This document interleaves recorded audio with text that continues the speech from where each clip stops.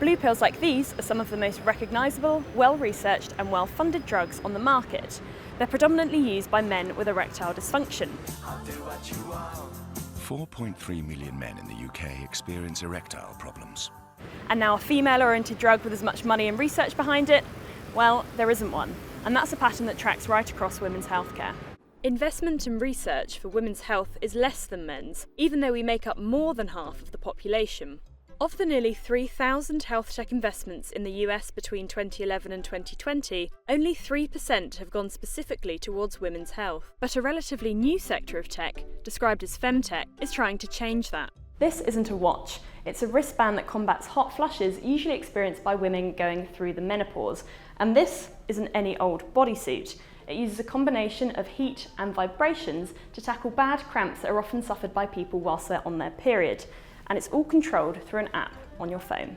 It's estimated that the women's health sector will be worth $1 trillion by 2027, but investors aren't necessarily jumping on board. So why is that? And are women, society and the economy more widely missing out as a result? All through my life, my health needs have been different to those of a male. At some point in the future, I might choose to have children. I'll probably go through the menopause and will likely continue to have health issues until I'm this age. So that makes me, along with roughly 50% of the population, a lifelong customer for products targeting the female health market. We're not a niche market, but we are a market with big data gaps. Several analytics platforms have been founded in the last couple of years to try and tackle that problem, including FemHealth Insights. I realized that the women's health innovation industry was not coagulated. We were so disjointed. In fact, we kept seeing people reinvent the same products. Why is there 20 organic cotton tampon companies? And well, maybe one of those reasons is that they don't know about the other 19. We couldn't find each other. We couldn't support each other. We couldn't form partnerships, etc. What happened after about 2 years of running this organization was I found myself sitting upon a lot of data, and data is gold nowadays. It is the new oil. Last year, after Roe v. Wade was overturned in the United States, we noticed this huge uptick in corporations asking themselves, what is our women's health strategy? FemTech is getting more attention now than it's ever had before. This includes programs to pair FemTech startups with mentors and investors and region-specific organisations. As of 2023, there are 7 women's health-specific investment funds globally, with around $125 million between them, and notable names getting involved, including the Bank of America, Eli Lilly, and the American Hospital Association. And the extra financing is having the desired impact. Over 60% of FemTech startups were founded between 2018 and 2022, while the number of FemTech companies has grown by 1,000% in the last 10 years. The breadth of products in the FemTech space is expanding too. Tania Boler founded Elvie back in 2013 after she noticed a lack of products designed for new mothers. When I started Elvie, I didn't really have a plan in mind. I saw a problem I wanted to solve, which is the fact that particularly for pregnant women and new mums, there's nothing in terms of pelvic floor health. There were these horrible medical devices, and I thought, well, why can't we design something that's effective and fun and easy to use? But once we'd launched that product, I recognized that all technology for women was horribly designed, but really nothing worse than the breast pump. It was a noisy, big, cumbersome product. So again, I thought in the era of driverless cars, why can't we have better tech? How do you get to 2013 and you still don't have a breast pump that works effectively? I mean, it's kind of crazy, right? But these issues are taboo issues. Anything to do, like our products are to do with the breasts, they're to do with vaginas. So people don't like to talk about it. The way I look at it is when there's been a taboo, it means there's neglect, which means there's opportunity for innovation.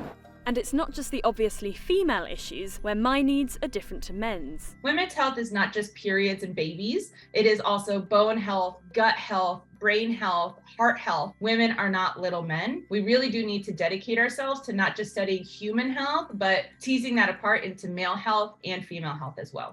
Research shows that there are sex and gender differences across all aspects of health, from autism to heart attacks and even HIV and Alzheimer's, because the way male and female cells behave are different. Even migraines disproportionately affect women. The male body has long been considered the default for creating health solutions, and it's a long-held belief. Caroline Criado Perez, writer of the acclaimed book Invisible Women, traced the habit of prioritising men's health over women's to ancient Greece.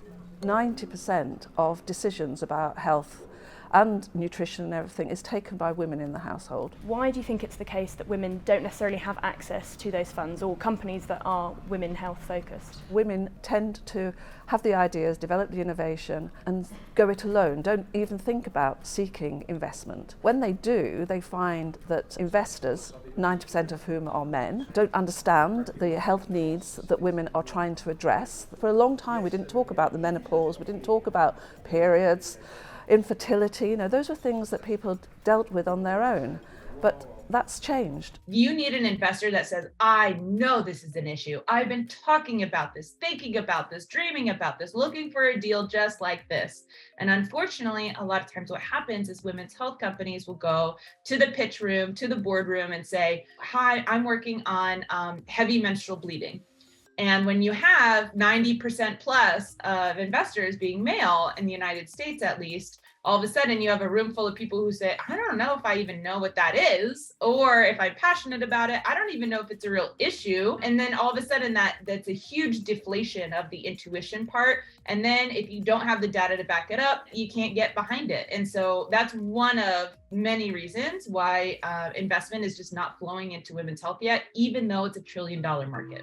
But we're not just talking about benefiting women when it comes to taking female health more seriously. A study by a non-profit organisation focusing on funding for women's health research found that a $300 million investment into improving female health could generate around $13 billion. You only need one investor.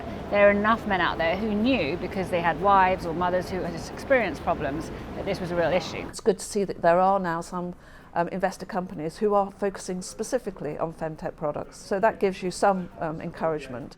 The FemTech Landscape report by FemHealth Insights lists 18 different types of products that can fit into the FemTech bracket, covering everything from medical devices and digital health to clothes. And there has been a huge boom in innovation in the last couple of years, which has led to some pretty exciting products on the market. This headband has been designed to help with symptoms suffered by people whilst they're on their period. This band at the front sends signals to the part of the brain controlling emotions, whilst this band at the back sends waves to the part controlling pain. The user sits for 20 minutes each day in the run-up to their period, and it would tackle symptoms. Sustainable period products are also being developed, which allow sanitary towels and their wrapping to be flushed down the toilet, preventing them from ending up in landfill. The FemTech market has also seen the growth in women using female-specific health apps. This one period tracking app has 11 million monthly users. But are there any risks associated with the sector accelerating at such a fast pace? When these health tech experts think that they can copy and paste their strategy from cardiology or gastroenterology into gynecology, it just doesn't work. We do see people coming in, raising a whole bunch of money and then failing. The investors that were on the fence about it are going to say, well, we don't want to touch it. And so I really do recommend to really make sure that they're advising with FemTech experts, because the more that we assume that women's health is like the rest of healthcare, the more mistakes that'll happen. The data suggests that the FemTech sector is flourishing and that the benefit to investors and companies getting involved in the space, and women more widely, could be massive. If there was more homework done by some of these investors, they'd understand why this is an area that is ripe for growth and investment. I think we'll see a few big winners. I think there'll naturally be some consolidation in this space. And ultimately, everybody's after the holy grail, which is, can you become that first ever global tech brand for women's health? Our industry is filled with collaborators and optimism, and I'm really excited to see what comes next for us.